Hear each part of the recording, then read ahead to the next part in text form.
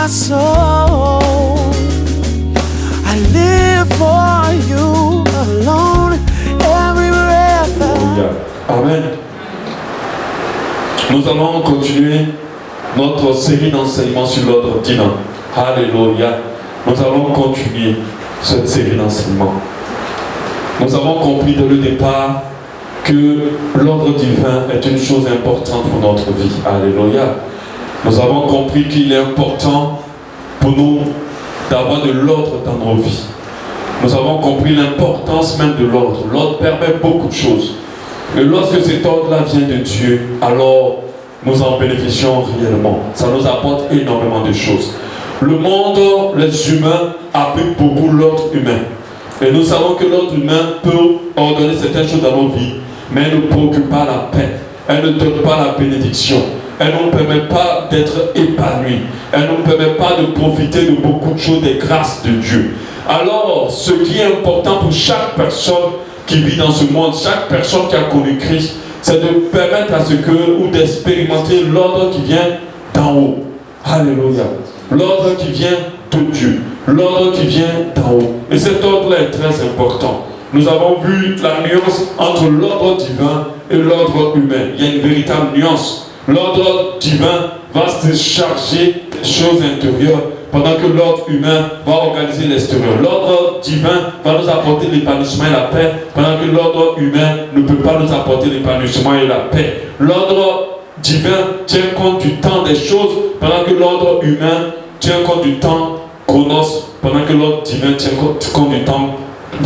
L'ordre humain plutôt tient compte du temps chronos, et l'ordre divin tient compte du temps Eros, non, du temps Kairos plutôt. Amen. Et il est important pour nous d'expérimenter cet ordre divin dans nos vies. Très très très important. Nous avons vu les principes qui nous permettent de restaurer l'ordre divin en nous. Le premier principe, c'est le repositionnement de la borne des pères. Le repositionnement de la borne des pères. Lorsque une personne n'honore pas les pères que Dieu a établis sur sa vie, sa lampe va s'éteindre dans les ténèbres. Il va créer du désordre en lui.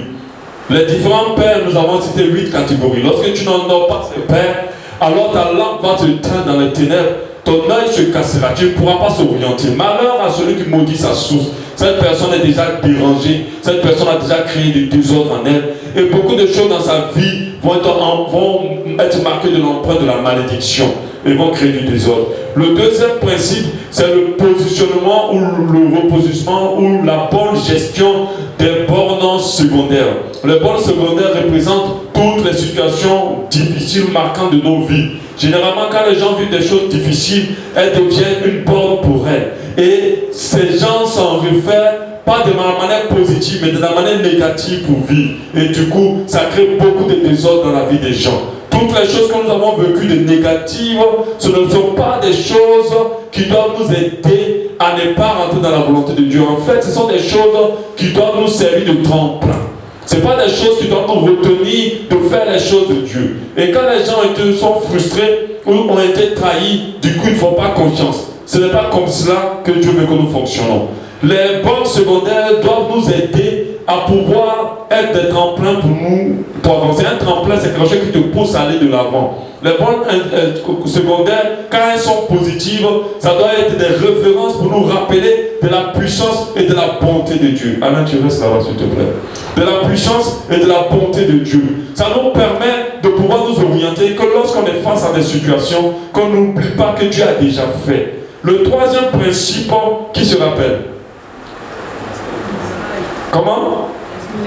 Le respect des murailles. Les murailles sont des limites naturelles que Dieu a mis en nous, que Dieu a positionnées dans nos vies. Pour qu'une voiture s'oriente très bien, c'est bien qu'elle va utiliser les repères et tout ça, mais pour ne pas sortir de la route, on lui met des murailles, des blocs autour de la route pour qu'elle ne sorte pas. Et les murailles, nous devons les respecter. Dieu met des murailles dans nos vies, c'est-à-dire des choses naturelles, à commencer par notre physique, à commencer par certaines conditions. Si tu as mis en Afrique, c'est une muraille pour toi d'être en Afrique, d'être noir. Tu ne peux pas mépriser ce que Dieu a fait de toi. Si tu méprises ou tu rejettes ce que Dieu a fait de toi, alors tu ne respectes pas les murailles, cela va créer du trouble en toi. Tous ceux qui refusent ce qu'ils sont créent du trouble en eux. Nous devons respecter le miracle. Et le quatrième principe qu'on a vu hier, c'est le... Comment? C'est... Voilà. C'est se discipliner par rapport à la parole de Dieu. Vous avez déjà oublié. On a compris que celui qui fonctionne par envie ne peut pas faire la volonté de Dieu, ne peut pas être ordonné. On n'arrive pas à des grandes choses dans la vie en fonctionnant par envie.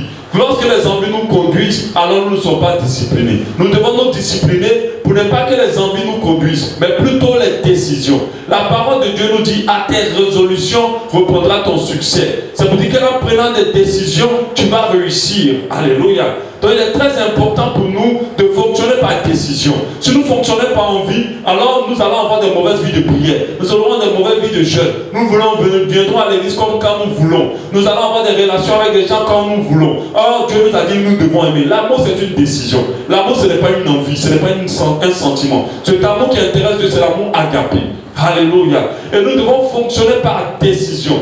En décidant, en marchant par décision, nous disciplinons notre vie et nous créons de l'ordre dans notre vie. Alléluia. Amen. Nous allons continuer avec le principe 5 qui va être assez détaillé et je pense encore par la grâce de Dieu va nous bénir. Le principe 5 qui permet de mettre l'ordre divin en nous, qui permet de restaurer l'ordre intérieur, c'est agir selon les priorités divines. Agir selon les priorités divines. Alléluia. Agir selon les priorités divines. Amen.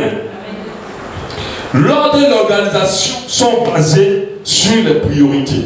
L'ordre et l'organisation sont basés sur les priorités.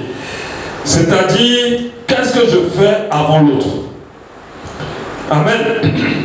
Pour que le véhicule circule correctement sur une voie et qu'il n'y ait pas d'embouteillage, qu'il n'y ait pas de problème, qu'il n'y ait pas d'accident, on établit ce qu'on appelle des priorités. Amen. Il est important pour ceux qui conduisent sur la voie de respecter ces priorités-là. De respecter ces priorités parce que ces priorités vont permettre de mettre de l'ordre sur la route. Ces priorités vont éviter des accidents, des blocages, des bouchons. Et c'est ce qui arrive à la vie de beaucoup de personnes. Parce qu'ils ne respectent pas les priorités, leur vie va manifester des bouchons, des accidents et des blocages. Amen. Nous allons avancer. La vie d'une personne qui ne respecte pas les priorités va devenir stressante. Elle sera saturée à cause du fait que cette personne n'use pas des priorités divines.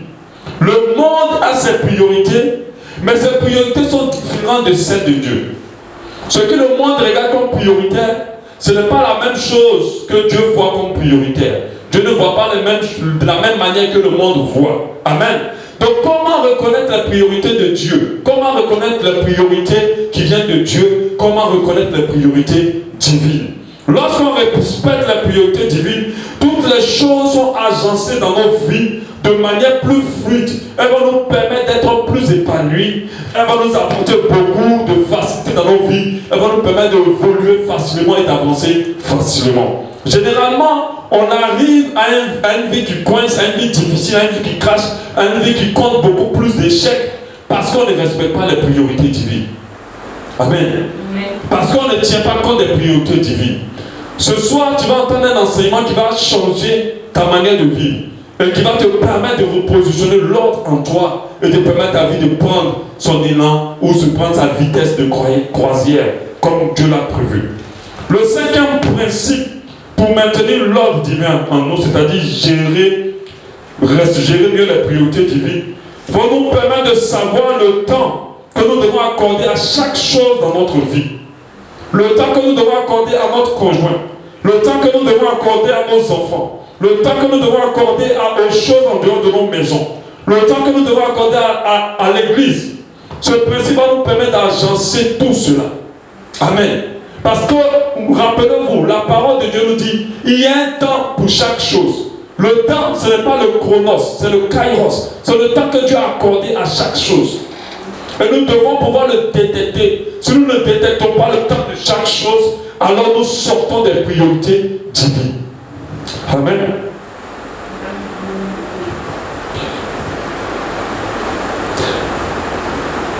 Vous vous rappelez, lorsque je donnais l'enseignement, je parlais de qui lassait. On trouve beaucoup d'exemples d'enfants de pasteurs qui sont des bandits, qui ne sont pas dans la foi, qui ont abandonné la foi. Mais ces enfants, généralement, quand vous approchez d'eux, ils vont dire, papa n'avait pas notre temps. Ces pasteurs à cette époque pouvaient sortir à 2h, 3h du matin pour aller régler le problème d'une âme. Pouvaient rester toute une journée à l'église parce qu'ils devaient passer du temps à entretenir des âmes. Et les enfants étaient livrés à eux-mêmes. Et quand leur femme était dans ce ministère, les enfants étaient livrés à eux-mêmes. On avait toujours quelqu'un pour aller les déposer, pour aller les chercher. Quand ils grandissent, ils se débrouillaient seuls. Ces pasteurs-là, en faisant l'œuvre de Dieu, qui est une bonne chose, n'ont pas géré convenablement ce qu'on appelle les priorités divines. Amen. N'ont pas géré convenablement ce qu'on appelle les priorités divines.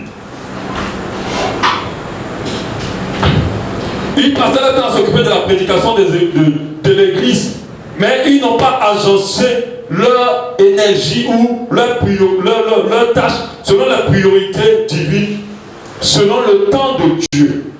Or, la parole de Dieu nous dit clairement, en 1 Timothée 3, 2, j'aime bien que je veux qu'on le lise.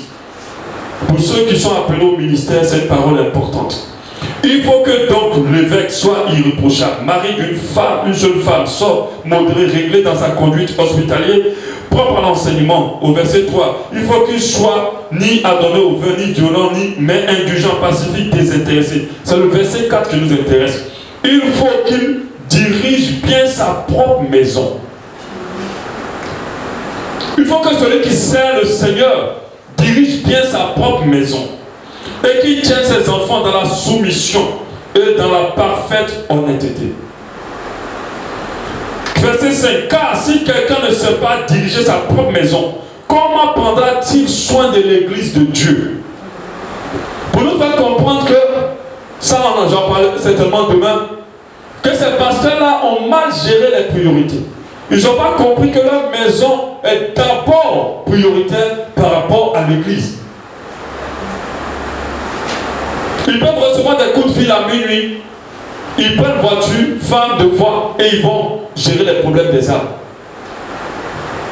Les problèmes des âmes ne finiront jamais. Jamais ça ne finira. Peu importe tout ce que tu vas accorder aux âmes, il y aura toujours des personnes qui vont vous solliciter davantage. Et c'est la mauvaise gestion des priorités qui ont permis aux enfants de ces pasteurs d'être rebelles parce que les hommes de Dieu n'ont pas pu leur accorder le temps qu'il faut. Parlons des priorités divines. Dans toutes les choses que vous devez faire, qu'est-ce qui doit être fait avant? Je commence par quoi? Tu dois te poser la question. Comment je les coordonne les choses que je dois faire? C'est en posant ces questions, on se dirige vers ce qu'on appelle les priorités divines. Regardez l'histoire de Jésus avec la femme cananéenne ou la femme syro-phénicienne. Cette histoire nous donne un exemple. Jésus était venu pour sauver l'humanité. Quand on dit la parole de Dieu, on dit car Dieu a aimé le monde qu'il a donné son Fils unique. Mais son ministère devait commencer par Israël. Amen. Ça devait commencer par Israël. Et Jésus était conscient déjà à cette époque, déjà même depuis son ministère, de ce qu'on appelle la priorité divine. Quand la femme est venue auprès de lui, elle a dit, viens guérir ma fille qui est malade, tourmentée par les démons. Elle n'était pas du peuple d'Israël. Jésus ne l'a même pas écoutée. Jésus ne s'est pas occupé d'elle.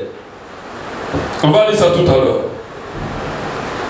Si tu es appelé à influencer le monde, si tu es appelé à faire des business, si tu es appelé à être une femme d'affaires, à faire quoi que ce soit, tu dois comprendre que tu dois intégrer ce qu'on appelle la priorité divine.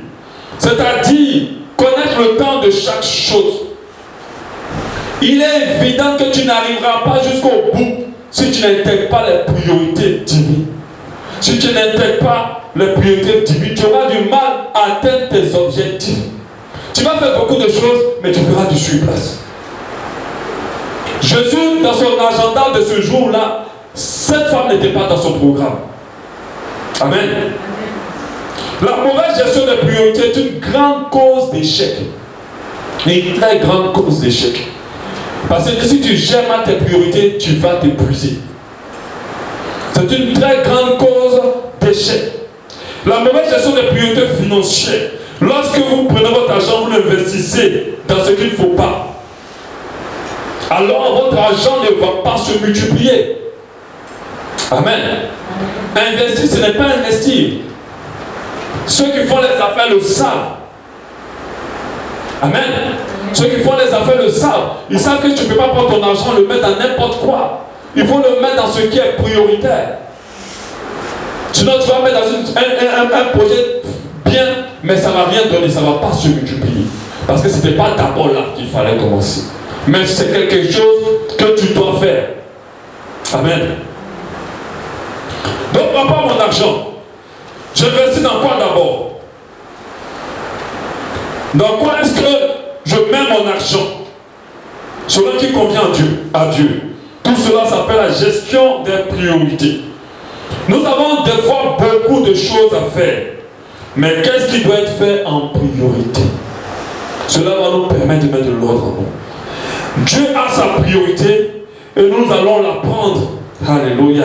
L'univers entier est basé sur le principe des priorités divines. Quand on les applique, cela produit du résultat. Tu n'arrives pas à bout parce que tu ne fais pas les choses selon la priorité. Rappelez-vous le premier jour. J'ai dit, l'ordre, c'est d'agencer les choses selon les priorités. Imaginez qu'on vous donne une recette d'un gâteau à faire. Si vous n'avez pas mis les ingrédients dans l'ordre, malgré que vous avez tous les ingrédients, vous n'obtiendrez pas le gâteau que vous voulez faire. Vous allez le mettre au four, il ne va pas gonfler, ou bien il va exploser, ou bien il n'aura pas le goût. En tout cas, vous ne trouverez pas le résultat. Pour dire qu'il ne suffit pas d'avoir tous les ingrédients, il faut aussi appliquer les priorités. Il faut aussi appliquer l'ordre, l'agencement des choses, selon Dieu. Amen. Appliquer les priorités nous amène à vivre des sacrifices, parce que quelquefois, on va être amené à laisser certaines choses, mais à les reprendre plus tard. Amen. C'est-à-dire que tu seras là, tu dois faire quelque chose maintenant, mais tu dis non, je sens qu'il ne faut pas le faire maintenant. Je le ferai après. Ça va te permettre d'être ordonné. Ça peut donner l'impression de perdre quelquefois, mais il est indispensable que tu puisses intégrer la priorité divine pour que tout puisse bien fonctionner et que tout puisse bien circuler dans ta vie. Parlons des priorités divines. Nous allons parler de ce qu'on appelle la force. La force, nos forces. Lisons Marc 5,30. Marc 5,30 nous dit, Jésus connut aussitôt en lui-même une force était sortie de lui et se retournant au milieu de la foule dit, qui a touché mes vêtements? Quand la femme a touché Jésus, il y a une force qui est sortie de Jésus. Quand la femme qui était malade de la perte de sang de 12 ans a touché Jésus, il y a une force qui est sortie de cette femme. On va lire le verset de Luc 6, 19. Et toute la foule cherchait à le toucher, parce qu'une force sortait de lui et les guérissait. Amen. La gestion des priorités va nous permettre aussi de mieux gérer nos forces, nos capacités, nos aptitudes, notre énergie. Amen. Si tu ne gères pas bien tes priorités, tu ne vas pas gérer bien ton énergie. Ce verset-là nous montre que à chaque fois que nous faisons quoi que ce soit, nous dépensons de l'énergie. Même en aimant, même en marchant, même en écoutant quelqu'un, même en tapant au clavier, nous dépensons de l'énergie. Pour le matin, quand tu te lèves, Dieu te renouvelle ton énergie par rapport au fait que tu t'es reposé. Mais cette énergie-là, elle a un temps, 24 heures seulement, pour être utilisée. Amen. C'est pas dire que si tu restes comme ça sans rien faire, tu ne vas pas la dépenser. Tu vas quand même dépenser quelques énergies. Ces deux tests nous montrent qu'il y a une force qui sort en nous à chaque fois. Quand la femme le touche, une force sort en lui. À chaque fois qu'on aide quelqu'un, on perd de l'énergie. On perd une force. À chaque fois qu'on parle à quelqu'un, on perd de l'énergie. À chaque fois que j'enseigne, comme j'enseigne, on perd de l'énergie. À chaque fois qu'on chante, on perd de l'énergie. À chaque fois qu'on joue, on perd de l'énergie. Vous dépensez de l'énergie, même quand vous aimez quelqu'un. Dans les relations amoureuses, on perd de l'énergie. on perd de l'énergie et cette énergie qu'on perd n'est pas une source infinie. C'est-à-dire ce n'est pas de l'énergie qui est intarissable. Amen. Sans la gestion des priorités, vous pouvez investir votre énergie, votre sourire, votre bonté dans des choses qui ne sont pas prioritaires. Et lorsque vous devez investir votre énergie dans les choses importantes qui sont prioritaires, alors vous serez épuisé. Et c'est comme ça que se retrouvent fatigués. J'en parlais du mariage. Ils arrivent dans un mariage avec le mari que Dieu veut. Dieu leur a donné. Avec la femme que Dieu leur a donné. Mais ils n'ont plus de force d'aimer. Parce qu'ils ont mal géré les priorités.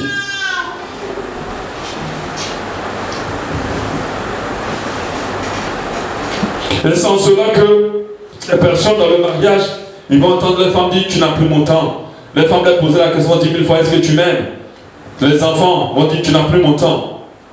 Ils vont peut-être se justifier pour dire j'ai trop de boulot. Le ministère me prend beaucoup la tête. Toi-même tu sais. Ce que tu fais c'est légitime, c'est juste. Mais si ce n'est pas dans la priorité de Dieu, c'est du désordre.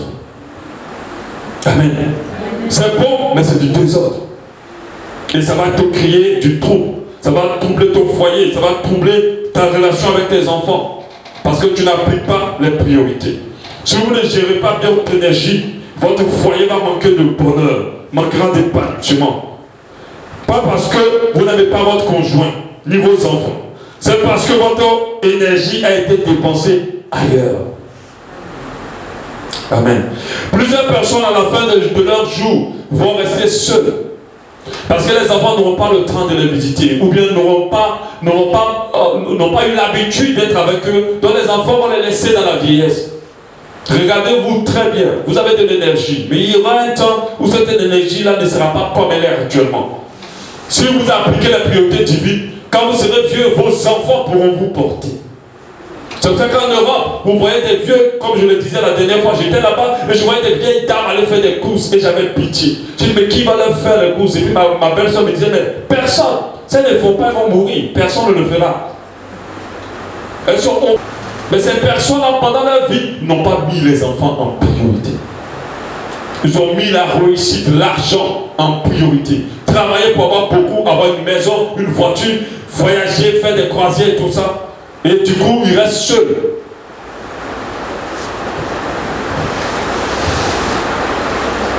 Du coup, à la fin de leur vie, les choses qui avaient plus de valeur pour elles, ils les ont mal gérées. Ils n'ont pas géré comme il faut. Comment Dieu nous permet de gérer la force qui sort en nous, afin de gérer les priorités divines? Jésus, dans sa gestion de priorités divines, nous allons lire ensemble le passage de Matthieu 15, 21, l'histoire avec la femme cananéenne. Jésus étant parti de là, se retira dans le territoire de Tyr et de Sidon. Et voici une femme cananéenne qui venait de ses contrées, lui criant, « Aie pitié de moi, Seigneur, fils de David. Ma fille est cruellement tourmentée par le démon. » Il ne lui répondit pas un mot. Jésus, quand la femme l'appelle, viens m'aider. Il dit, il ne répond même pas à la fille. D'autres vont dire, il est impoli. Il ne lui répond pas un mot. Et ses disciples s'approchaient et lui dirent, avec instance, renvoie-la car elle crie derrière nous. Au verset 24, il répondit, je n'ai été envoyé qu'aux brebis perdues de la maison d'Israël. Au verset 26, ce autre passage, il répondit, il n'est pas bien de prendre le pain des enfants et de le jeter aux petits chiens.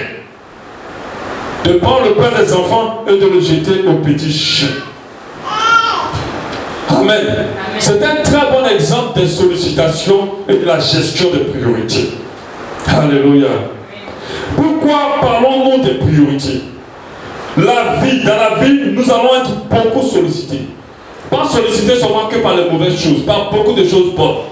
Par nos femmes, par la femme, par les enfants, par le travail, les amis, le mariage, les coups de fil. Le monde va nous amener beaucoup de sollicitations. Notre Seigneur Jésus était quelqu'un de beaucoup sollicité. Imaginez quelqu'un qui peut guérir un instant. Donc imaginez toutes les personnes qui voulaient qu'il les guérisse. Imaginez toutes les personnes qui voulaient le loger. Amen. Mais il avait compris la gestion des priorités par rapport à cette femme-là. Les forces dont nous disposons émotionnellement, les forces émotionnelles, les forces physiques, les forces spirituelles, et les autres forces sont épuisables. Ce sont des forces qui sont épuisables. Même Dieu s'est reposé. Amen. Nous ne pouvons pas répondre à toutes les sollicitations. Nous devons rentrer dans la gestion des priorités. Toutes nos forces ont besoin d'être renouvelées. Vous vous rappelez de l'exemple du jeune homme qui passait son temps à recevoir tout le monde et à délivrer, à prier, à évangéliser. À la fin, il était fatigué. Et quand on lui a envoyé une demande, une fille pour le séduire, il est tombé dans l'impudicité. Parce qu'il n'a pas su gérer les priorités. Il n'a pas accordé un temps au repos. Il n'a pas accordé un temps à la méditation et à la prière. Parce qu'il y a un temps pour chaque chose. Sur le moment de la prière, il prend pour parler à quelqu'un, pour délivrer quelqu'un, pour enseigner quelqu'un, alors c'est du désordre. C'est du désordre, il aura un problème, il sera affaibli. Ce qui est dangereux pour la plupart des chrétiens, c'est que les sollicitations que nous recevons sont toutes positives.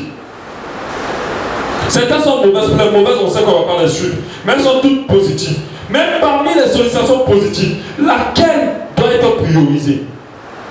Amen. Tu te lèves le matin, une âme t'appelle, tu es un chrétien, quelqu'un te dit vraiment, viens, tu vas prier pour moi. Tu dois là le corps de ton enfant, on t'a sollicité parce que l'enfant a un problème dans ses études. Tu fais quoi avant quoi? Ces deux personnes te veulent à l'instant. Amen. D'autres ont choisi au pif. Mais faire la loterie ne nous permet pas de rentrer dans la volonté de Dieu. Il faut que l'ordre intérieur, l'Esprit de Dieu nous conduise dans ce qui est prioritaire. Parce que tu vas peut-être aller chez l'enfant, mais est-ce que c'est la priorité? Tu vas aller parler à la personne, est-ce que c'est la priorité? On va le voir au fur et à mesure de son enseignement. On peut nous solliciter financièrement. Il y a des gens, la main est toujours tendue. Ils pensent que c'est une bonne vertu. Mais faites attention. Est-ce que ton argent doit rentrer dans tout? Est-ce que ton argent doit répondre aux besoins de tout le monde? Est-ce que tu dois répondre aux sollicitations financières de toutes les personnes, parents, frères, amis, connaissances? Sache que si tu as les moyens, tu seras très sollicité financièrement. Même en marchant dans la rue, tu vas voir quelqu'un qui va te dire, monsieur, s'il vous plaît, monsieur, s'il vous plaît. Vous avez une petite voix là, mais qui te capte. Je te dis. C'est-à-dire que tu es obligé de tourner. Même ça. Il y a des gens qui refusent jamais 5 francs mendiants. Et ils pensent que c'est bon. Amen. On avance. Quelqu'un dans une journée peut vous demander, peut vous solliciter pour 2 heures d'échange. Il dit, j'ai un problème, pasteur, je vais te voir. Oui, je vais te voir là. L'explication de l'histoire ne finit pas. 2 heures. Pendant que tu es en train de faire 2 heures là-bas, ta femme t'attend. Elle veut que vous passiez du temps. Est-ce que tu gères mieux tes priorités? Tes enfants ont besoin de toi. Tout ce que nous faisons de bien sont des sollicitations légitimes. Mais nous devons savoir que nous n'avons que 24 heures dans la journée.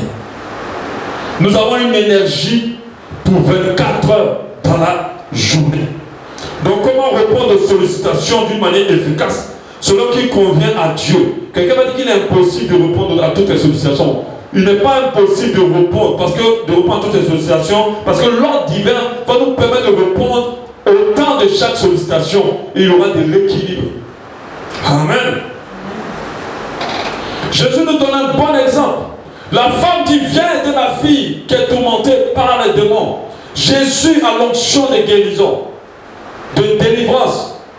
Mais il n'écoute pas, il ne parle pas à la femme. Quand ses apôtres insistent, il dit, je ne peux pas donner le pain des petits chiens, des enfants aux petits chiens.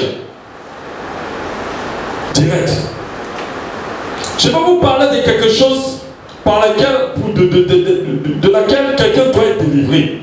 C'est la gentillesse. Amen. Dieu m'a déjà délivré quand j'écrivais le message. Parce que j'avoue que ma femme et moi on était trop gentils. Amen.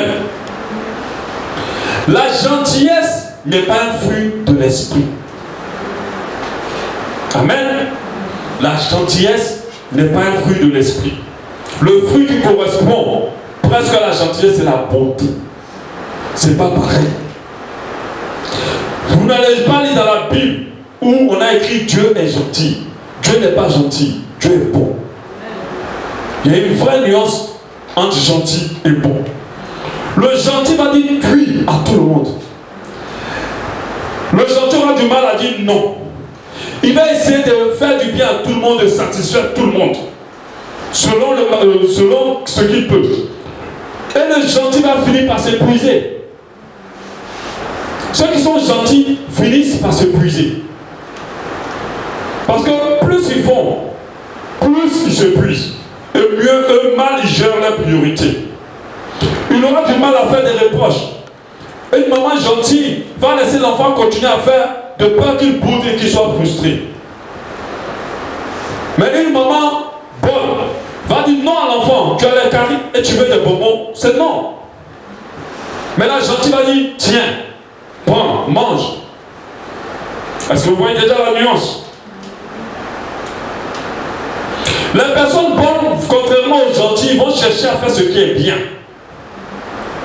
Elles ne vont pas chercher forcément à faire plaisir aux gens. La bonté corrige et la bonté, les gentils ne corrigent pas. La bonté va reprendre. La gentillesse a peur de reprendre, de peur que l'autre prenne mal.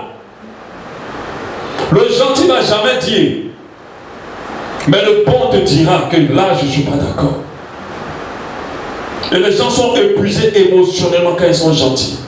Ils sont amers. Parce qu'on les frustre, ils gardent. Ils ne peuvent pas parler. Ils ne peuvent pas parler parce qu'ils ont peur de frustrer. Ils sont gentils. Et quand ça explose, des fois ils sont amers. Mais quand ça explose, des fois c'est grave.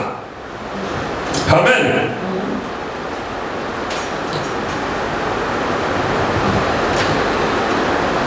Amen. Les personnes gentilles ne seront pas dit non. La gentillesse est souvent une preuve d'un désordre intérieur. La majorité des gens, quand ils sont gentils, c'est comme si en étant gentil avec les autres, ils recherchent quelque chose de la part des autres. La gentillesse est une source déjà de désordre, de la mauvaise gestion des priorités. Tu es là comme ça, tu dois aller quelque part. Quelqu'un dit, est-ce que tu peux m'accompagner quelque part? Oui, allons-y. Tu pars, elle te prend 3 heures de ton temps. Pendant que tu devais faire quelque chose. Mais tu ne peux pas dire non parce que tu as peur qu'elle prenne mal. Tu ne peux pas dire non parce que tu veux lui faire plaisir. Tu ne peux pas dire non parce que tu veux l'aider. Ce n'est pas tout le monde connaît. Amen. Suivez très bien, ouvrez bien les oreilles.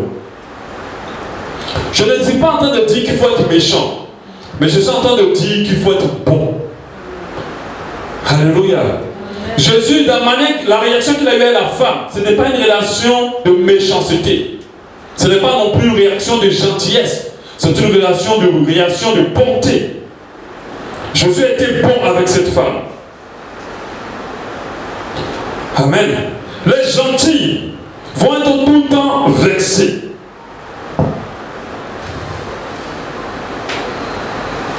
Vont être tout le temps vexés. S'il y avait des gentils pendant que Jésus ne répondait pas à la dame, il y a des gens qui ont dit, mais Jésus, elle est mauvais. Mais la femme là, sa fille souffre. Lui aussi. C'est lui qu'on vous dit que c'est lui qui est venu sauver le monde. Toi-même qui es là, tu serais choqué. Amen. Mais Jésus n'était pas gentil, il était bon. La bonté intègre la gestion des priorités. Il n'était pas mauvais.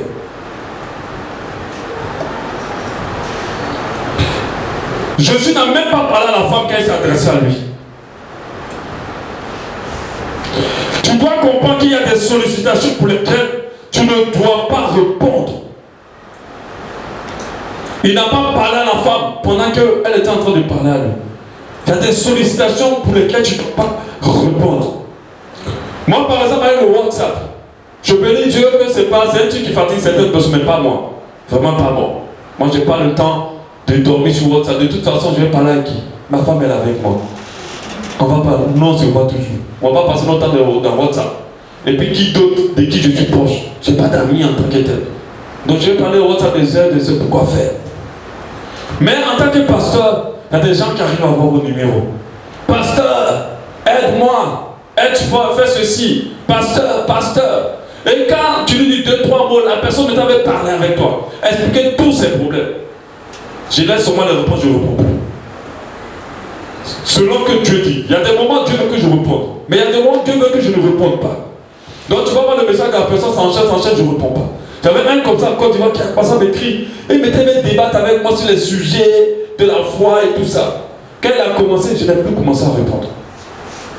Amen. Plus tu vas commencer à faire le ministère, plus tu seras sollicité. Plus tu vas grandir, plus tu seras sollicité. Mais si tu ne connais pas l'ordre, la gestion des priorités divines, tu vas t'épuiser. Et c'est comme ça que beaucoup sont épuisés. En étant bon, vous allez passer du temps à répondre à tout le monde.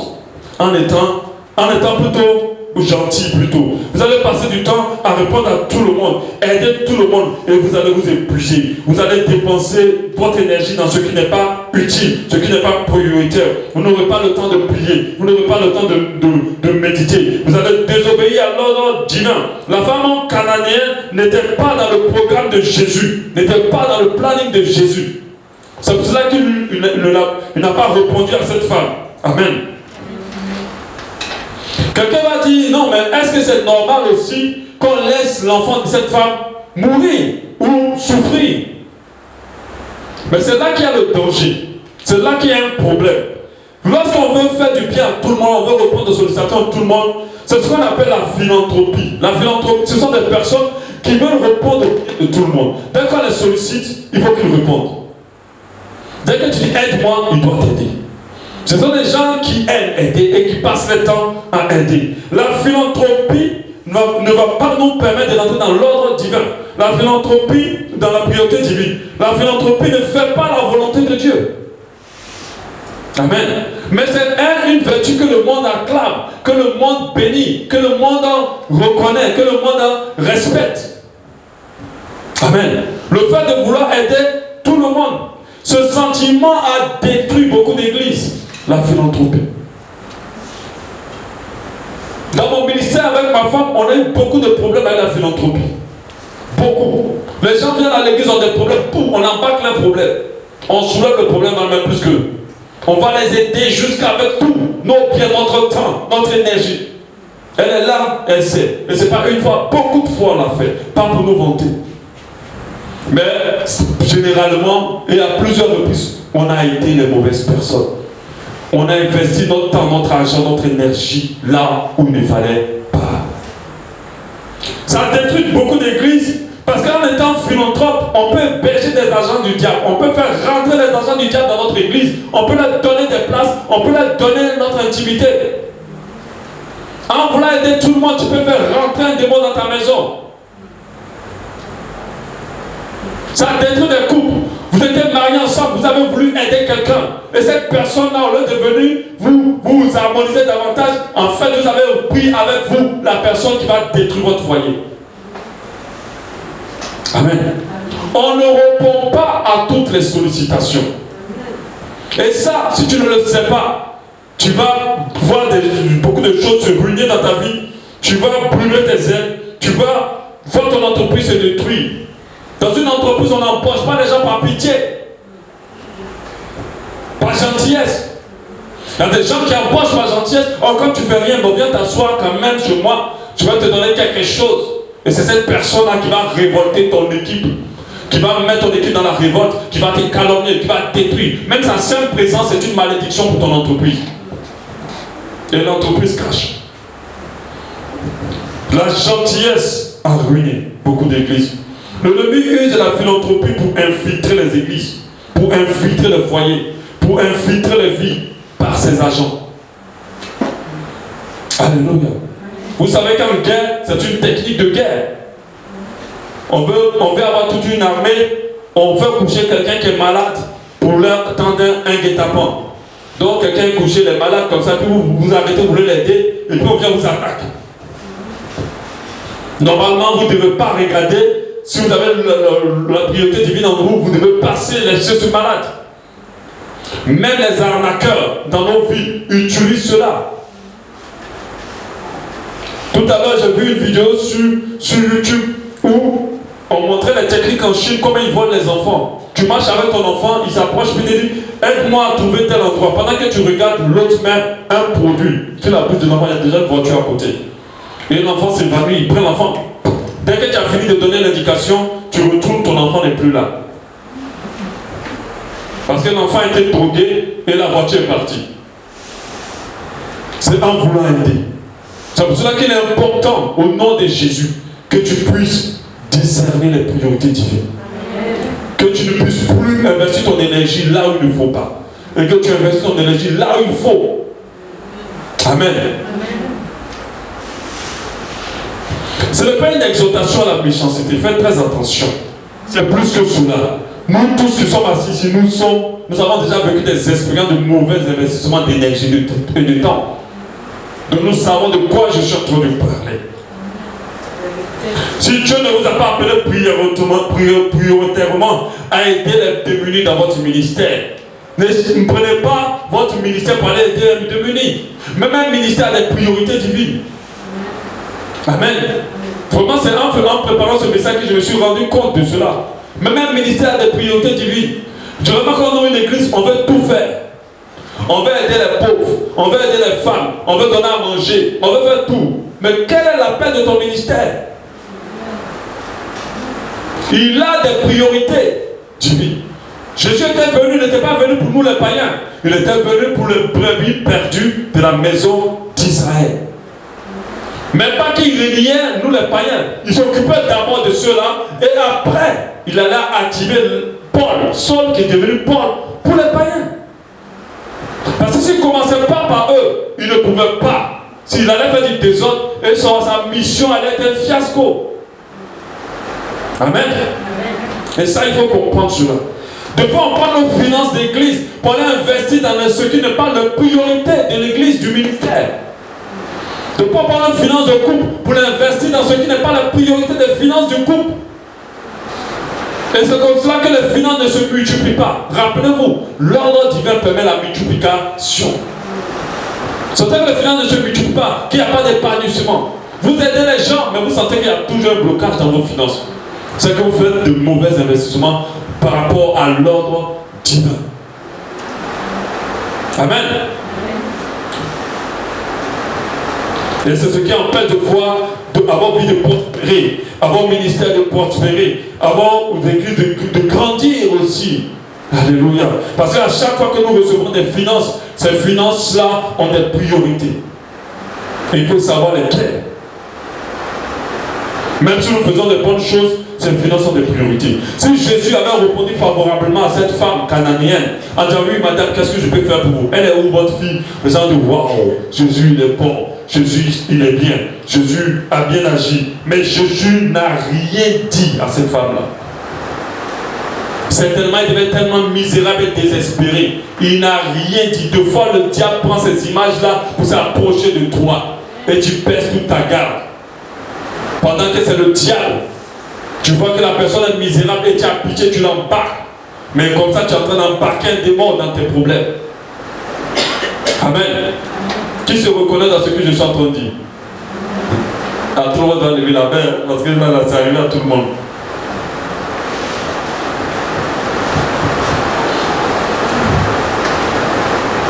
Alléluia. Souvent, il faut déployer ton énergie pour les priorités que Dieu va te donner. Il faut déployer ton énergie pour les priorités que Dieu va te donner. Ton ministère peut être orienté dans l'évangélisation. Alors, concentre-toi sur l'évangélisation. Ne cherche pas autre chose. Ton ministère peut être orienté dans les femmes ou les jeunes. Concentre-toi. Ne cherche pas à faire plaisir au monde, à tout le monde. Ne cherche pas à être gentil avec tout le monde. N'essaye pas à passer ton ministère pour un ministère qui est bon auprès des gens en faisant des milliards de choses. Amen. Ne cherche pas à faire cela. N'essaye pas d'amener tout le monde à être heureux, être content. Tu ne peux pas y arriver. Cela relève de la capacité de Dieu. Tu ne peux pas satisfaire tout le monde. Tu ne peux pas répondre aux besoins de tout le monde. Même Superman ne peut pas arriver. Même quand on regarde le film, il est à un endroit à la fois. Il ne peut pas aider le monde entier. Amen. À plus fort de toi. Alléluia. Tu ne peux pas. Ça relève de la part de Dieu. Tu ne peux pas faire ce que Dieu va faire. Tu n'as qu'à juste à faire ce que Dieu t'a appelé de faire, t'appeler à faire de manière prioritaire. Le Seigneur Jésus a réagi envers cette femme-là pour nous montrer, pour nous donner un enseignement.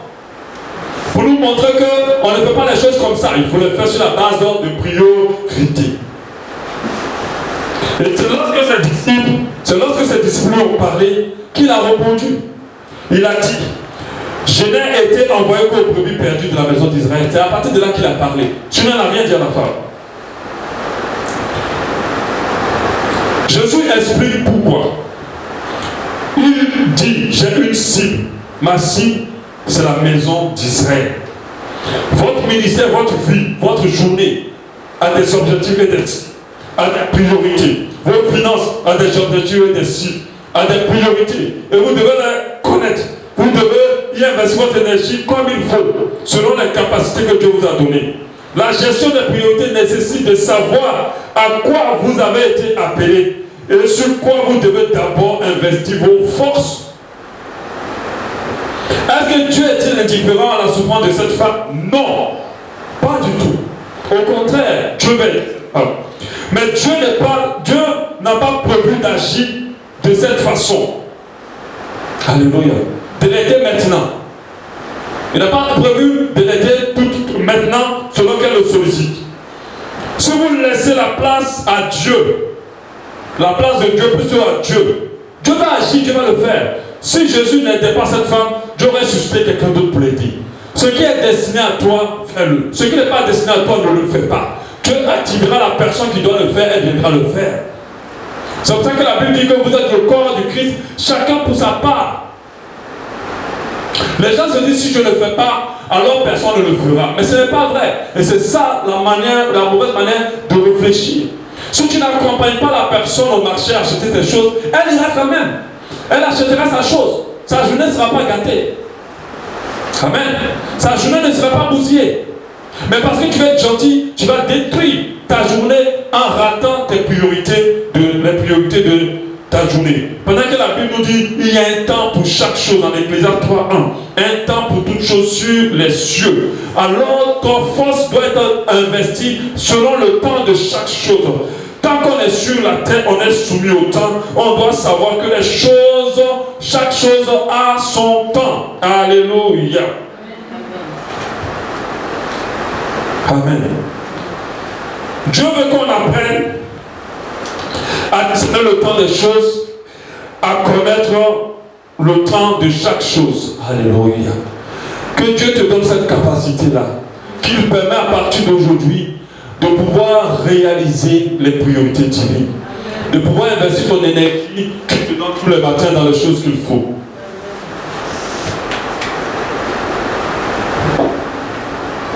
De pouvoir les investir comme il faut et de ne pas te disperser, de ne pas mal utiliser l'énergie qui te donne tous les jours, de pouvoir détecter ce qui n'est pas pour toi et ce qui est pour toi. Ce qui n'est pas ta sollicitation et ce qui est ta sollicitation. Que Dieu te permette de pouvoir le faire. Quand vous n'intervenez pas là où Dieu a intervenu, alors Dieu va susciter la personne. Là où Dieu doit intervenir, Dieu va susciter la personne qui doit intervenir. Et cette personne ira aider vers la mission pour laquelle elle a été activée. Alléluia. Ce n'est pas parce que quelqu'un vient devant notre église, on en a beaucoup, parce qu'on a mis une pancarte.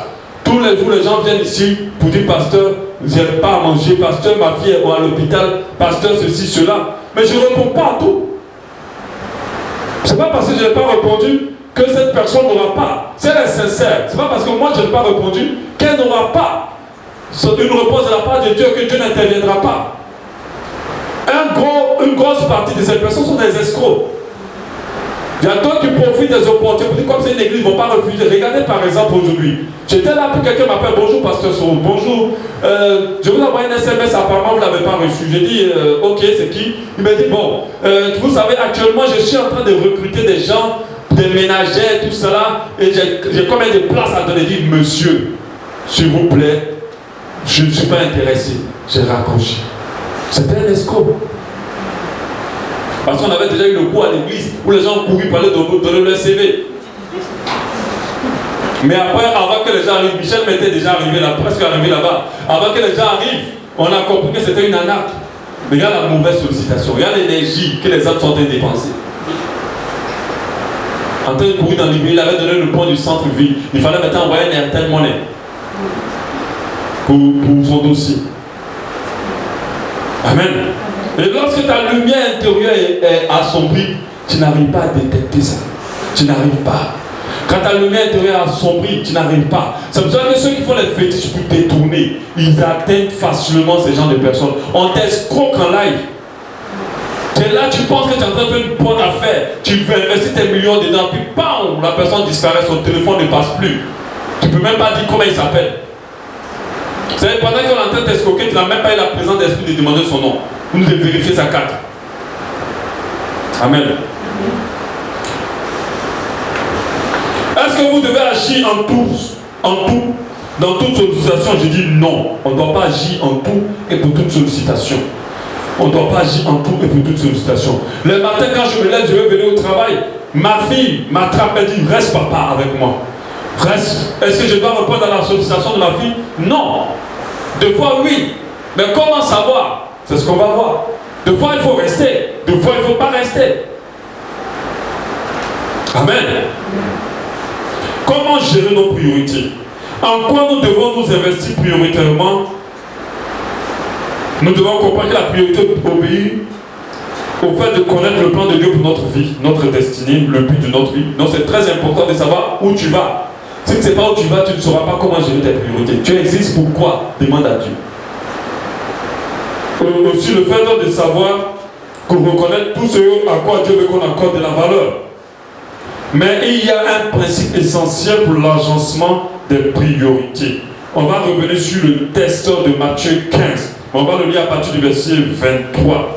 Il ne lui répondit pas un mot. Et ses disciples s'approchaient et lui dirent avec instance, renvoie-la, car elle crie derrière nous. Il répondit, je n'ai été envoyé aux brebis perdues de la maison d'Israël. Mais elle va se prosterner devant lui disant, Seigneur, secours-moi. Quand la femme est couchée, elle pardon, Seigneur, ne me laisse pas. Elle demande pardon. Il répondit, il n'est pas bien de prendre le pain des enfants et le jeter aux petits chiens. Oui, Seigneur, dit-elle, mais les petits chiens mangent les miettes qui tombent de la table de leur maître. Alors Jésus au verset 28 lui dit, femme, ta foi est grande, qu'il te soit fait selon comme tu veux. Et à l'heure même sa fut guérie. Gloire à Dieu, parce que l'histoire finit bien. Cette femme a su manifester la foi qu'il faut. Or la foi déclenche la puissance de Jésus, la force de Jésus, l'exaucement de Jésus. Ça fut guéri. Mais Jésus nous donne une leçon sur la priorité. Au verset 26, c'est ce qui va nous intéresser. Il dit, il n'est pas bon de prendre le pain des enfants et de le jeter aux petits chiens. Jésus n'est pas en train d'injurier la dame. Il n'est pas en train de la traiter de petits chiens. Alléluia. Certaines personnes ont dit quoi? Moi, petit chien, garde ton miracle. Cette église-là, je ne viens plus. Amen. Mais il n'était pas en train de l'insulter. Il était en train de lui donner une révélation. Bizarrement, la femme a compris la révélation. Elle est rentrée dans le mystère que Jésus était en train de lui présenter. Jésus, quand il parle du pain, le pain c'est l'onction qu'il a. Le pain c'est la force qu'il a. C'est l'énergie qu'il a. Mais il dit que ma force, mon énergie, mon onction n'est pas destinée prioritairement aux petits chiens, mais aux enfants d'Israël. Ce n'est pas pour les petits chiens. Pour connaître l'ordre de priorité, il faut savoir qu'est-ce qui est enfant et qu'est-ce qui est petit chien. Amen. Parce que dans toutes les sollicitations qui viennent à nous, il y a enfants, il y a pour les enfants, notre énergie, et puis il y a pour les petits chiens. Les enfants prennent le pain, les petits chiens prennent les miettes. Les enfants prennent la grosse partie de notre temps, les petits chiens prennent les miettes de notre temps. C'est ce qu'on est en train de vous dire. Et vous devez savoir c'est quoi le pain, c'est quoi plutôt les enfants et c'est quoi les petits chiens. Vous ne pouvez pas investir votre énergie dans les petits chiens prioritairement. Et l'erreur qu'on fait, c'est qu'on investit beaucoup de temps dans les petits chiens. Beaucoup de temps dans les petits chiens. Et je vais vous en parler. La Bible nous dit en Matthieu 7, 6, ne donnez pas les choses saintes aux chiens et ne jetez pas vos pelles devant les pourceaux de peur qui ne les foulent aux pieds et ne se retournent et ne vous déchirent. Si vous partez aider ce qui n'est pas votre priorité, vous prenez ce qui appartient aux enfants et vous les donnez aux petits chiens. Sachez que cela va se retourner contre vous. Vous allez dire, cet homme, cette femme, dans ce que je suis en train de dire là, c'est que quand tu mets les petits chiens en priorité, ils vont te mépriser. Tu vas venir aider quelqu'un, et puis la personne va te mépriser, elle va t'insulter, elle va te trahir, elle va te rejeter. Elle va te faire des coups durs. Pendant que tu l'as pris, tu l'as hébergé, tu l'as sorti de la poussière, tu lui as tout donné. Et puis c'est la personne là qui te fait mal.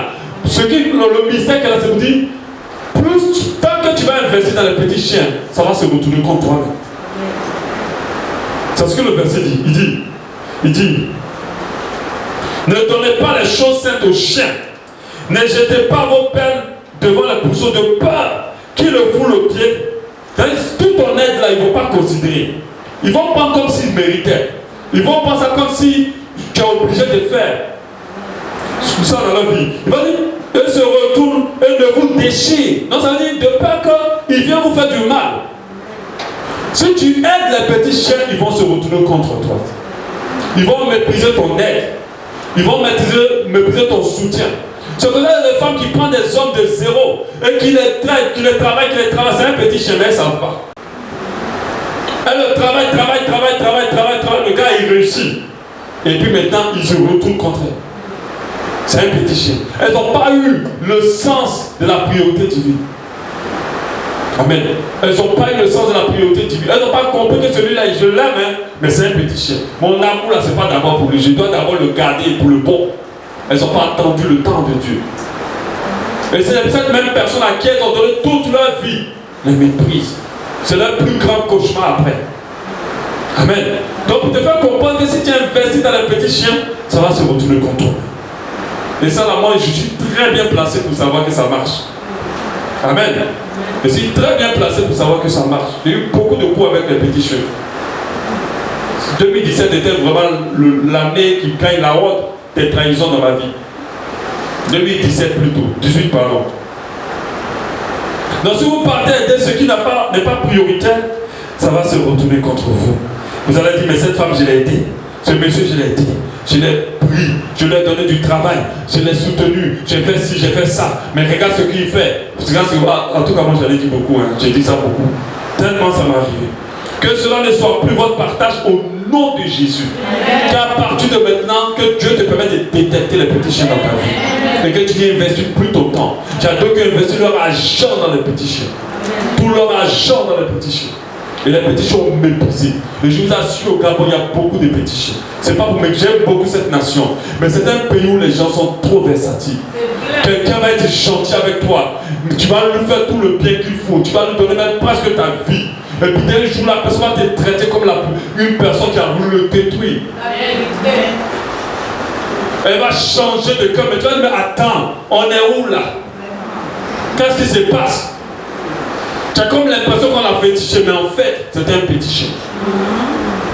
Amen. Amen. Que cela soit ton partage, que tu ne mettes plus d'investissement dans les petits chiens. Amen. Au nom de Jésus. Amen. Plus jamais encore ton énergie va partir au niveau des petits chiens, ni ton argent au niveau des petits chiens. Au nom de Jésus. Amen. Cela est scellé sur nos vies. Moi-même, je prends aussi. Amen. Amen.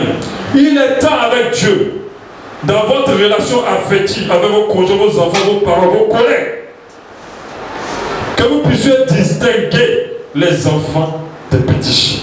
Amen. La vie va vous envoyer beaucoup de sollicitations. Mais si vous ne distinguez pas les enfants des petits chiens, vous allez rentrer dans le désordre. Maintenant, entre votre femme et vos enfants, qui est prioritaire? Est-ce que qui est petit chien? Qui est qui est enfant? Amen. Amen. Vous avez de l'argent pour réaliser un projet. Votre père vous sollicite. Votre enfant aussi a besoin de ça. Qui est petit chien? et puis qui est enfant. Vous avez un ami qui est malade, qui est prêt à mourir. Et vous avez votre argent pour aller faire des vacances avec vos enfants, votre famille. Il y a quelqu'un qui me dit, pasteur, ça c'est tranché pour moi. Alléluia. Moi je vais en vacances. Si le meurt. Amen. Qui est enfant? Qui est petit chien? Mais vous savez qu'il y a des gens qui prennent l'argent et ils vont dire, bon, on va annuler les vacances aujourd'hui. Cette année, vraiment mon ami il va mourir. Il faut aller. Amen. Et tu mets ton argent dedans, il meurt quand même. Et tu ne vas pas en vacances. Amen. Donc il faut te dédiquer. Donc c'est là la vraie et la grande question. Amen. Parmi toutes les sollicitations de nos vies, l'organisation humaine a une mauvaise gestion de ses priorités-là. Il ne gère pas ça bien. Il ne gère pas. Quand nous observons les pays occidentaux qui sont les plus organisés, il y a une grave désordre. Un manque d'épanouissement, un vrai problème. Et il les gère mal. Et en les gérant mal, il crée des embouteillages dans les vies. Il crée des blocages, des complications dans les vies. Des personnes ont perdu leur foyer parce qu'ils ont mal géré, perdu leur argent. Il y a des gens qui se trouvent à la retraite sans personne, sans rien, parce qu'il y a eu de mauvaises gestions. Amen. Nous allons passer maintenant, pour finir, à notre illustration. Notre illustration, c'est vrai qu'elle est un peu compliquée, mais elle est très simple. J'ai des bols avec des différents contenus. Ici, il y a du sable, ici, il y a des cailloux plus gros, ici, il y a des cailloux plus fins. Ok? Et le dernier bol qui est à côté représente notre vie. Et tout ce qui est dedans, ce sont des sollicitations. Amen. Ce sont les différentes sollicitations. Si on commence, et plus c'est gros, c'est que la sollicitation est importante, est prioritaire. D'accord? Donc le sable, c'est des plus petits grains. Donc ça veut dire que les sollicitations ne sont pas prioritaires. Mais nous voyons que ce qui n'est pas prioritaire est beaucoup. Hein. Vous voyez? Ce qui n'est pas prioritaire, il y a beaucoup. Si on veut compter les sables, on ne va pas pouvoir. Amen. Mais ce qui est prioritaire, il n'y a pas beaucoup. Ce qui est moins prioritaire, il n'y a pas vraiment assez. Donc qu'est-ce que les gens font? Ils commencent par remplir leur vie de ce qui est moins prioritaire. Et sache que le diable fera tout pour que tu vas aller vers ce qui est moins prioritaire. Il va tout faire, que tu passes du temps devant la télé plus qu'il en faut, parce que ce n'est pas prioritaire, ça t'envoie nulle part. On peut regarder la télé, mais pas comme ça. Que tu passes du temps avec quelqu'un pour causer jusqu'à 4, 5 heures du matin, en te disant qu'on est en train de s'édifier. Mais non, ce n'est pas prioritaire, ok? Et ça va bouffer ton énergie. Demain, ta journée est cassée. Il va te pousser à acheter des choses que tu ne dois pas acheter, pendant que tu dois faire les choses. Faites la remarque. Les choses que tu dois faire, tu ne les fais pas. Quand tu as ton argent, tu ne le fais pas. Quand tu n'as plus l'argent, c'est ça, oh, mais j'aurais dû faire ça. Donc, si tu commences à remplir ta vie avec ce qui n'est pas priorité, c'est-à-dire ces petits trucs-là, imaginons que le sable remplit jusqu'à la fin, alors on ne pourra plus mettre les choses prioritaires. Donc, il n'y aura plus de la place pour ce qui est prioritaire. Amen. Il n'y aura plus de la place pour ce qui est priorité. Donc, du coup, si c'était rempli jusqu'à... Tu aurais dû m'envoyer beaucoup de sable, Vivian. C'était rempli au bout. Du coup, je ne peux pas mettre les cailloux dedans parce qu'il n'y a plus de place. On suppose que notre vie termine au bord de là. Donc, du coup, je ne pourrai plus. Amen. Et c'est comme ça que d'autres commencent leur vie à remplir par des choses prioritaires. Or, si on commence à mettre des choses qui sont prioritaires, vous voyez les choses qui sont plus importantes. Ok? Donc, c'est-à-dire qui sont les moins importants. Même si je remplis ce endroit-là avec les gros cailloux, je peux encore mettre les cailloux moyens. Parce qu'ils vont se faufiler entre les failles des grands cailloux. Ok? Je peux mettre les cailloux moyens, ils vont se faufiler, vous voyez ce que ça fait, ça descend. Et je peux mettre encore le sable. Donc je peux ajouter ceux qui sont moins prioritaires. Donc ça dit, en termes d'intelligence, tu fais beaucoup plus de choses. D'abord, tu fais ce qui est prioritaire dans les choses importantes. Tu fais les moins importantes et puis tu peux toucher aussi ce qui n'est pas prioritaire aussi. Donc du coup, ta vie est mieux agencée, mieux organisée. Mais ce qui se passe plus dans la vie des gens, c'est que ce qui n'est pas prioritaire bouffe tout le temps. Pour le temps. Ce qui n'est pas prioritaire occupe tout le temps. Amen.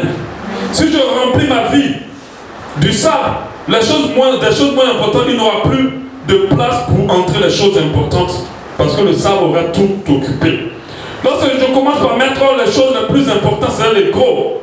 Et les choses les moins importantes, je peux toujours mettre. Parce que chacun va se faufiler dans les espaces que l'autre va laisser. L'inverse va vous empêcher de faire les choses les plus importantes. Par exemple, je pense qu'écrire un livre est important pour moi. Et puis ce jour, dans la journée, j'ai dit, je vais écrire mon livre. Et puis il y a quelqu'un qui me sollicite parce qu'elle est en difficulté. Je vais d'abord commencer par écrire mon livre en priorité. Je vais écrire mon livre. Vous allez voir, je peux écrire jusqu'à 17h, 18h. Et puis même 1 heure après, je peux avoir le temps pour cette personne. Moi, j'ai compris une chose que je n'ai pas reçue pour un enseignement, pas pratique. Quand je viens le matin, je fais les choses les plus importantes. Parce que j'ai vite compris que l'énergie du soir n'est pas pareille à l'énergie du matin. Moi qui suis dans le domaine de l'infographie, de la créativité, si c'est le soir que je vais créer, mes créas ne sont pas assez bonnes. Mais le matin, j'ai plus d'inspiration pour mes créas. Donc, demande à ma femme, je l'embête tout le temps pour qu'on soit à l'heure. Parce qu'il suffit seulement que j'atteigne 9h ou 9h30, mon énergie est déjà diminuée. Et mon envie, ma dévotion de la journée s'éteint, s'arrête. Ça commence à se ralentir. Donc j'accorde toujours les grands travaux au début. Mes enseignements, je les écris le matin. Les matins, je suis plus concentré, je suis plus vraiment éveillé. Et puis les choses, les travaux des clients, je les fais après. Amen. Et ça, je l'ai très vite compris. Je le fais après parce que les travaux des clients, lorsqu'on va enseigner, je vais continuer demain, ne sont pas plus prioritaires par rapport à mes enseignements. Amen. Quand je me lève le matin, au lieu de commencer à écrire, j'écris mes enseignements pendant que les enfants dorment. Mais quand les enfants se lèvent, je ne fais plus d'autres choses. Je fais focus sur eux jusqu'à ce qu'ils partent à l'école. Amen. Parce que c'est aussi des priorités. Si nous commençons notre programme de la journée à visiter une sœur, au lieu d'écrire notre livre, nous n'allons pas écrire le livre et nous ne sortirons pas nos livres. Et notre vie va s'enchaîner comme ça, et nous allons arriver à la fin de nos vies, on n'a pas réalisé nos projets. À quoi Dieu t'appelle? Est-ce des priorités? Commence à les faire maintenant. Mets-les devant. Amen. Même dans le domaine de l'entreprise, on ne répond pas à tous les appels d'offres. Ça, c'est un truc qui est contraire à l'esprit d'entrepreneuriat. On ne répond pas.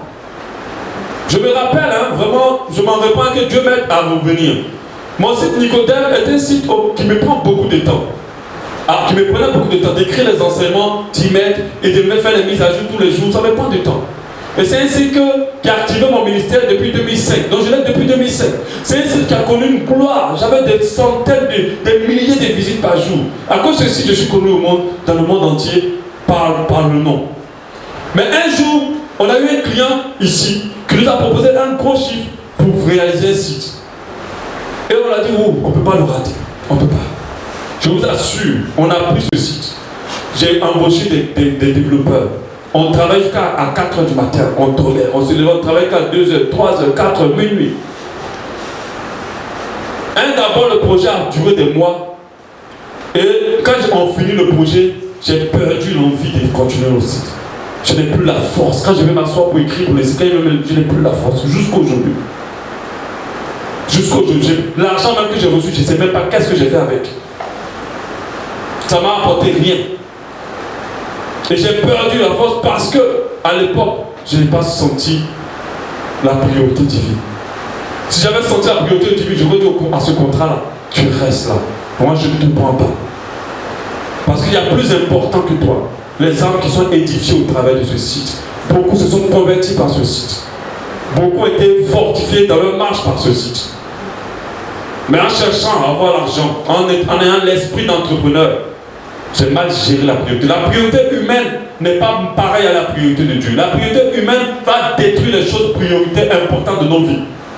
Ne va pas nous pousser vers les choses importantes. Vous allez voir quelqu'un s'investir dans son boulot en se disant oui. Mais ses enfants vont être détruits. Il n'aura pas de relation avec eux.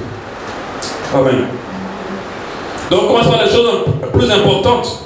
On trouvera du temps pour les choses moins importantes. Donc quand tu te lèves en journée, qu'est-ce qui est important? Fais-le d'abord. Et tu trouveras du temps pour ce qui n'est pas assez important. La priorité du Seigneur Jésus, c'est de commencer par le peuple perdu d'Israël et ensuite de s'occuper des petits chiens. Et c'est ce qu'il a fait. C'est ce qu'il a fait. La preuve, nous sommes les petits chiens, nous sommes convertis. On a mangé les miettes. Les miettes que Jésus donne, Ces miettes ont une puissance de délivrer, de changer, de transformer, de faire des choses extraordinaires. C'est les miettes seulement de Jésus là qui a guéri la fille de la dame. Amen. Donc il ne faut pas mépriser les miettes de Jésus. Amen. Nous là, c'est les miettes qu'on a pris. Sinon, le gros truc à se rester avec les enfants d'Israël. Il ne faut pas d'abord nourrir les petits chiens. Il faut nourrir d'abord les enfants. Même dans la pratique, on ne donne pas d'abord manger aux chiens et puis après on pense aux enfants. Non, c'est les enfants d'abord. Et puis après, quand ça reste, c'est le chien.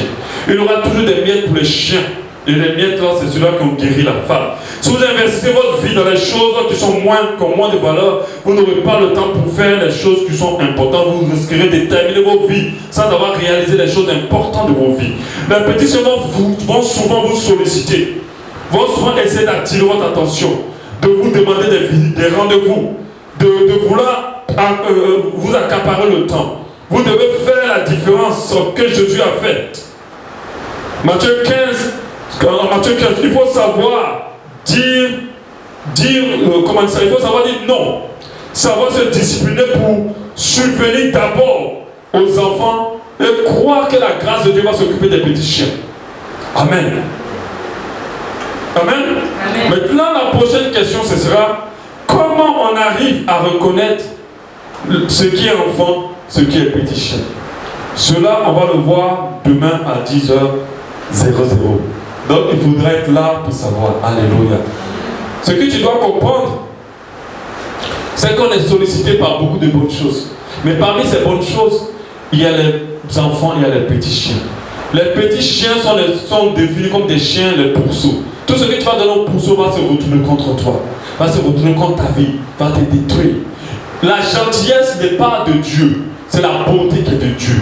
La gentillesse va te pousser à faire du bien, à vouloir faire du bien à tout le monde, à satisfaire tout le monde. Mais tu vas t'épuiser et tu ne vas pas faire les choses importantes de ta vie. Vaut mieux d'abord te sauver, là tu auras assez de force pour sauver les autres. Amen. Donc il ne faut pas être gentil, il faut être bon. La bonté va t'amener à faire les choses, va te conduire dans la priorité. Et ce principe-là va permettre d'établir l'ordre intérieur en nous. L'ordre divin en nous, la bonne gestion des priorités. Demain, nous verrons comment distinguer les enfants des petits chiens. Amen. Nous allons prier rapidement parce que le temps est avancé.